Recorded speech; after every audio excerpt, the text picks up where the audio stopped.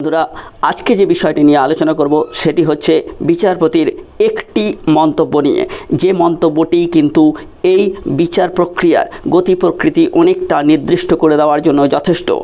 এখানে পরিষ্কার করে একটা কথা বলতে চাই, যেদিন 7 তারিখ, যেদিন সেকেন্ড হাফে ফাইনালি যখন ডিসিশন নিচ্ছেন প্রধান বিচারপতি যে কি করা হবে, ঠিক সেই সময় তিনি একটি কোশ্চেন কিন্তু যে আইনজীবী রয়েছে, যারা বঞ্চিত চাকরি প্রার্থী যিনি অভিযোগ করছেন, তাকে কিন্তু একটি প্রশ্ন তিনি করেছেন।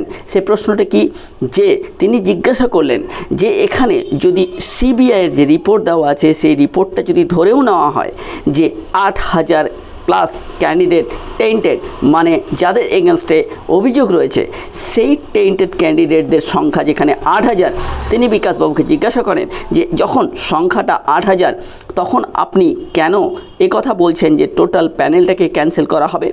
তখন তার উত্তরে সঙ্গে সঙ্গে বিকাশবাবু জবাব দেন যে মাই লর্ড, যদি এই রকম হয় যে সেগ্রিগেশন করা যাবে, যে যারা যোগ্য এবং অযোগ্য যদি সেগ্রিগেট করা যায়, তাহলে আমার কোনো অবজেকশন নেই যে টোটাল প্যানেলকে ক্যান্সেল করতে হবে। টোটাল প্যানেল ক্যান্সেল করা আমিও চাই না।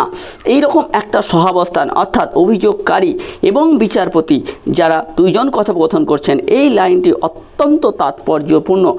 এই কথাটা শোনার পরেই কিন্তু বিচারপতি এই লাইনটি লিখলেন যে assuming that segregation is possible, যদি সম্ভব হয় যে সেগ্রিগেশন করা যাচ্ছে, তবে কোর্ট কিন্তু তার মডালিটি সেট করবে।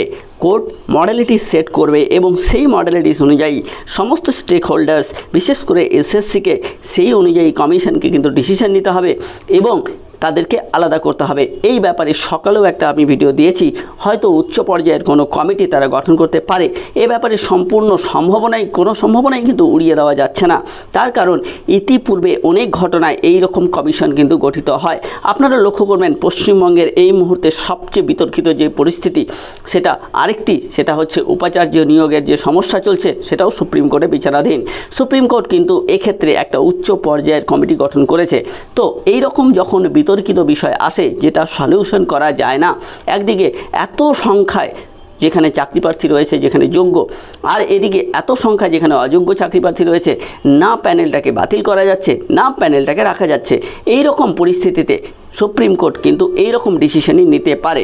আপনারা সেই দিনকার কোর্টের কথোপকথন লাইভ স্ট্রিম যেটা হচ্ছিল, সেটা যদি আপনারা ভালো করে লক্ষ্য করে দেখবেন যে বিচারপতি যখন তার শর্ট ইন্টারিম রায়টি লিখছেন, তার কিছুক্ষণ আগেই কিন্তু আমাদের যে বিকাশ রঞ্জন ভট্টাচার্য রয়েছে আর বঞ্চিতদের আইনজীবী, সেই বঞ্চিতদের আইনজীবীকে কিন্তু তিনি জিজ্ঞাসা করে নিয়েছেন যে আপনি কি চান যে টোটাল প্যানেল ক্যান্সেল হয়ে যাক, যদিও এখানে মাত্র 8,000 হচ্ছে টেন্টেড ক্যান্ডিডেট, বাকি এত সংখ্যায়, তো আপনি কি চান? সেই উত্তরে কিন্তু বিকাশবাবু বলেছিলেন যে আমার কোনো অবজেকশন নেই। তিনি পরেও বলেছেন আমার কোনো অবজেকশন নেই যদি তারা সেগ্রিগেট করতে পারে।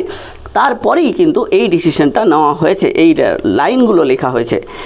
তো বন্ধুরা, এই রকম লজিক্যাল সম্ভাবনাময় ভিডিও নিয়ে পরে হাজির হব। ধন্যবাদ।